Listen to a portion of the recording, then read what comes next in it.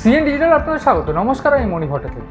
গোটা বিশ্ব, দেশ কিংবা রাজ্যের প্রত্যেকটা গুরুত্বপূর্ণ খবর তুলে ধরি আমরা এই অনুষ্ঠানে। আজ এই অনুষ্ঠানে আমরা নজর রাখবো ভারত ও পাকিস্তানের টানাপোড়েনে ভারতের তরফ থেকে যে ভূমিকা নেওয়া হয়েছে। আমরা দেখেছি এর আগে প্রত্যেকটা দেশ, অধিকাংশ দেশ যারা সন্ত্রাসবাদের বিরুদ্ধে, তারা রীতিমতো ভারতের পাশে দাঁড়িয়েছে এবং পাকিস্তানের বিরুদ্ধে সন্ত্রাসবাদ দমনের যে বার্তা ইতিমধ্যে দেওয়া হয়েছে নরেন্দ্র মোদী, রাজনাথ সিং কিংবা অমিত শাহর তরফ থেকে, সেটা কিন্তু ভীষণ গুরুত্বপূর্ণ। এবং ঠিক সেই পরিস্থিতিতে গোটা ভারতের 244টা জেলায় এবং বেশ কয়েকটা রাজ্য মিলিয়ে মোট 244টা জেলায় মক ড্রিল প্রস্তুতি নেওয়ার সিদ্ধান্ত নেওয়া হয়েছে। এবং এই মক ড্রিল কী এবং এই মক ড্রিল কেন নেওয়া হয়েছে, বা মক ড্রিল যে অ্যাডভাইজারি জারি করা হয়েছে কেন এটা, এবং এটাতে কি হতে পারে সেই নিয়ে একটু আলোচনা করব। 1971 সালের পর থেকে 54 বছর এখনও অবধি মক ড্রিলের কোনো সিদ্ধান্ত দেওয়া হয়নি। আমরা দেখেছি এরপরে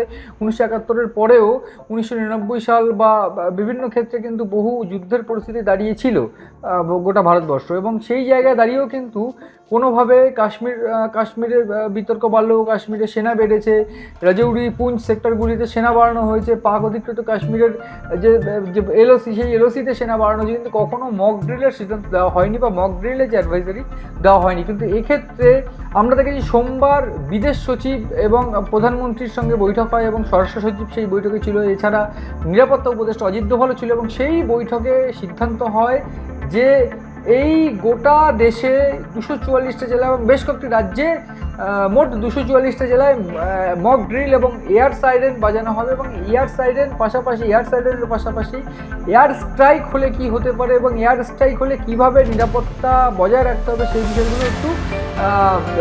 সেই বিষয়গুলোই মূলত শেখানো হবে। এবং আমি প্রথম কথা বলতে চাইবো, এই 244টা যে মক ড্রিল হবে, সেই 244টা মক ড্রিলের দায়িত্বে থাকবে রাজ্য প্রশাসন। এবং এই এয়ার রেড সাইরেন বাজানো হবে এবং এয়ার রেড সাইরেনের মাধ্যমে একটা বার্তা দেওয়ার চেষ্টা করা হবে যে ঠিক কীভাবে যুদ্ধ হলে কোন সতর্কতা অবলম্বন করতে হবে। এবং পাশাপাশি যারা এই 244টা যে জেলা, সেই জেলার বিভিন্ন জায়গায় শেখানো হবে, বিভিন্ন যারা পড়ুয়া তাদের শেখানো হবে কিভাবে তাদের নিজের সুরক্ষা তারা বজায় রাখবে। পাশাপাশি এই বিভিন্ন এই হামলা হলে বা যদি কোনো রকমভাবে পাকিস্তানের সঙ্গে যুদ্ধ বাঁধে, সেক্ষেত্রে কিভাবে ভারত প্রস্তুতি নেবে সেই বিষয়টাও কিন্তু ওয়ার্কশপের মাধ্যমে শেখানো হবে।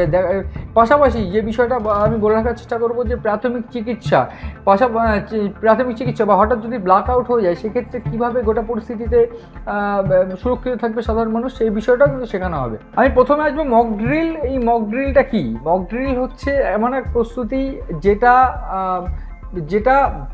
নিজেদেরকে বা সাধারণ মানুষকে রক্ষা করতে, সাধারণ মানুষ কীভাবে সেফ থাকবে, শুধু যুদ্ধ নয়, যে কোনো আপৎকালীন পরিস্থিতিতে প্রাথমিক চিকিৎসা সহ বিভিন্ন গুরুত্বপূর্ণ জিনিস শেখানো হয়। এবং সেখানে প্রাথমিক চিকিৎসার পাশাপাশি শেখানো হয় ঠিক কীভাবে নিজেদের সুরক্ষা, যেমন যদি কোনো বিল্ডিং ভেঙে পড়ে বা যদি কোনো রকমভাবে কোনো হামলা হয়, সেক্ষেত্রে কীভাবে বাঁচা যাবে সেই উপায় মক ড্রিলে শেখানো হয়। পাশাপাশি এয়ার রেড সাইরেন, এই সাইরেনের মাধ্যমে কোনো এলাকায় গুরুত্বপূর্ণ কোনো ঘটনা বা যদি যুদ্ধ হয়, সেক্ষেত্রে নিজেদের সেফ থাকার জন্য এই সাইরেন বা এই এয়ার রেড সাইরেন বাজানো হয়। সেক্ষেত্রে এই এয়ার রেড সাইরেন যে কোনো বিডিও অফিস যদি দেখা যায়, সেক্ষেত্রে বিভিন্ন প্রশাসনিক ভবনের উপরে লাগানো হয় এবং এই সাইরেনের মাধ্যমে কিন্তু পরিষ্কার হয় 2-3 কিলোমিটার এলাকায় কিন্তু এই সাইরেনের আওয়াজ পৌঁছায়। এবং এখন অবধি প্রশাসনিক সূত্রে যেটা খবর, এই সাইরেনের মাধ্যমেই কিন্তু গোটা এলাকায় সাধারণ মানুষকে কিন্তু সতর্ক থাকতে বলা হয়। এবং এই যে এয়ার স্ট্রাইক হলে, হঠাৎ করে যদি এয়ার স্ট্রাইক হয়, সেক্ষেত্রে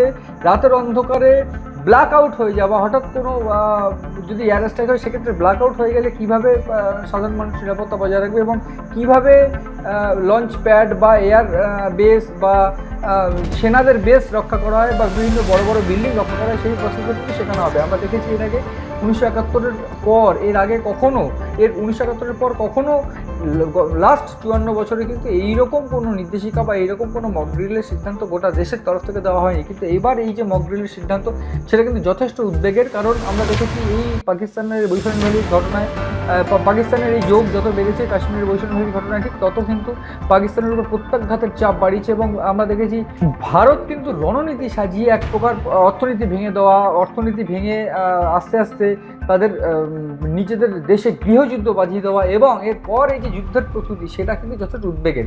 এবং যদিও আমি একটা বিষয় বলতে চাইব, এই রাষ্ট্রসংঘের যে মহাসচিব আন্টোনিও গুতেরেস, তিনি কিন্তু এই যুদ্ধের আগেই কিন্তু তিনি সতর্কবার্তা দিয়েছেন ভারত এবং পাকিস্তানকে যে যুদ্ধ কিন্তু তারা যেন না করে, এবং যুদ্ধ করলে কিন্তু মহাবিপদ। যদিও এক্ষেত্রে রাশিয়া ইউক্রেনকেও তিনি একই বার্তা দিয়েছেন, কিন্তু সেক্ষেত্রে রাশিয়া ইউক্রেন কিন্তু নিজেদের এই বার্তা রীতিমতো গ্রাহ্য না করে তারা যুদ্ধ চালিয়ে যাচ্ছে। ফলে এই পরিস্থিতিতে পাকিস্তান বা ভারতের যুদ্ধ হলে বা যুদ্ধ হওয়ার আগে এই যে পরিস্থিতি, সেটা কিন্তু যথেষ্ট চিন্তার। এবং ভারতের পাশে রীতিমতো আমেরিকা দাঁড়িয়েছে, রাশিয়া দাঁড়িয়েছে। এই যে বার্তা ইতিমধ্যেই পৌঁছেছে গোটা দেশবাসীর কাছে, সেটা কিন্তু যথেষ্ট গুরুত্বপূর্ণ। এবং এই মক ড্রিল কেন, প্রশ্ন উঠতেই পারে স্বাভাবিকভাবে যে এই মক ড্রিল কেন, এই ৭১-এর পর মক ড্রিল কেন, এই সিদ্ধান্ত আমরা দেখেছি এর আগে 1965 সালের কথাই যদি ধরা হয়। 1965 সালে পাকিস্তানি সেনা এবং জঙ্গিরা ভারতে কাশ্মীরের একটা অংশ কিন্তু দখল করে, এবং এরপর আমরা দেখেছি বাংলাদেশ স্বাধীন হওয়ার পরে 1971 সালে কিন্তু এক প্রকার যুদ্ধ শুরু হয়ে যায়। এবং সেই যুদ্ধ অবশ্য 15 দিনের বেশি টেকেনি, কিন্তু সেই সময়ে বিভিন্ন দেশে, আমাদের ভারতবর্ষের বিভিন্ন জায়গায় কিন্তু এই এয়ার রেড সাইরেন থেকে শুরু করে ব্ল্যাক আউট থেকে শুরু করে এই মক ড্রিলের প্রসেস, মক ড্রিল শেখানোর যে অ্যাডভাইজারি জারি হয়েছিল, এবং এই মক ড্রিলের মাধ্যমে কিন্তু শেখানো হয়েছিল সেই সময় সাধারণ মানুষকে কীভাবে নিরাপত্তা বজায় রাখতে হবে, সাধারণ মানুষ কীভাবে সুরক্ষিত থাকবে। পাশাপাশি ওই এলাকায় কমিউনিটি সেন্টার বা স্কুল বিভিন্ন জায়গাগুলোকে নিজেদের মতন করে তৈরি করে সেই সেফ হাউসগুলোতে সেফভাবে থাকা, এই প্রসেসগুলো কিন্তু মক ড্রিল শেখানো হয়। কিন্তু এই আমরা দেখেছি ইতিহাস যদি দেখা যায়, সেই ইতিহাসে কিন্তু ভারত আগে হামলা করেছে এরকমটা কিন্তু ঘটেনি।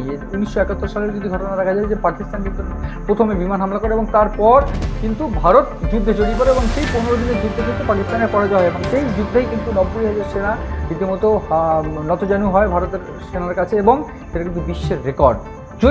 যদিও এরপর 1999 সালে কার্গিল সংঘাতের সময় কিন্তু কার্গিল বা দ্রাস সেক্টরে কিন্তু এই মক ড্রিল শেখানোর অ্যাডভাইজারি জারি হয়েছিল, কিন্তু সেই সময় গোটা দেশে সেই মক ড্রিল বা অ্যাডভাইজারি জারি হয়নি। এই প্রসঙ্গে আমি বলে রাখতে চাইব, এই 1965 সাল বা 1971-এর সময় কিন্তু পূর্ব পাকিস্তানের 1 কোটি শরণার্থী, অর্থাৎ পশ্চিমবঙ্গ, আসাম, মেঘালয়, এই পূর্ব পাকিস্তান থেকে কিন্তু 1 কোটি শরণার্থী, তারা কিন্তু এই এলাকাগুলোতে আসাম, মেঘালয় বা এই পশ্চিমবঙ্গের মতন জায়গায় কিন্তু তারা আশ্রয় নেন। কোচবিহার, জলপাইগুড়ি, আলিপুরদুয়ার সহ বিভিন্ন জেলায়, বিশেষ করে উত্তরবঙ্গের জেলাগুলিতে কিন্তু মক ড্রিল শেখানোর যে পরিকল্পনা, সেটা কিন্তু কেন্দ্র সরকার এবং সরকারের তরফ থেকে নেওয়া হয়েছে। এবং এই মক ড্রিলের ফলে আমাদের দেশবাসী, অর্থাৎ ভারতবর্ষের যে সাধারণ মানুষ, তারা কিন্তু যথেষ্ট সতর্ক থাকবেন, এবং তারা কিন্তু মানসিকভাবে অনেক বল পাবেন এই গোটা ঘটনা। এবং এই পাকিস্তানকে প্রত্যাঘাত দেওয়া জরুরি, এটা কিন্তু সাধারণ মানুষের মতামত।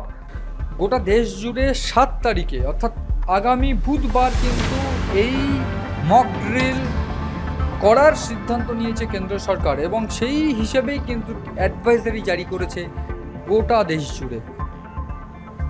ফলে গোটা পরিস্থিতিতে কিন্তু পাকিস্তানকে যোগ্য জবাব দেওয়ার পথেই হাঁটছে কেন্দ্র, এমনটাই কিন্তু মনে করছে সাধারণ মানুষ এবং ওয়াকিবহাল মহল। পাশাপাশি কেন্দ্র সরকার, নরেন্দ্র মোদী, রাজনাথ সিং কিংবা অমিত শাহ, তারা কিন্তু প্রত্যেকেই বার্তা দিয়েছেন পাকিস্তানকে যোগ্য জবাব দেওয়া হবে, সন্ত্রাসবাদ নির্মূল করা হবে। তাদের পাশে আমেরিকা দাঁড়িয়েছে, রাশিয়া দাঁড়িয়েছে। এই গোটা পরিস্থিতিতে পাকিস্তানকে কীভাবে যোগ্য জবাব দেওয়া হয়, ঠিক সেই দিকেই তাকিয়ে আছে গোটা ভারতবাসী। গোটা ঘটনা নজর রয়েছে আমাদের, নজর রাখুন আপনারাও সিএন ডিজিটালের পাতা।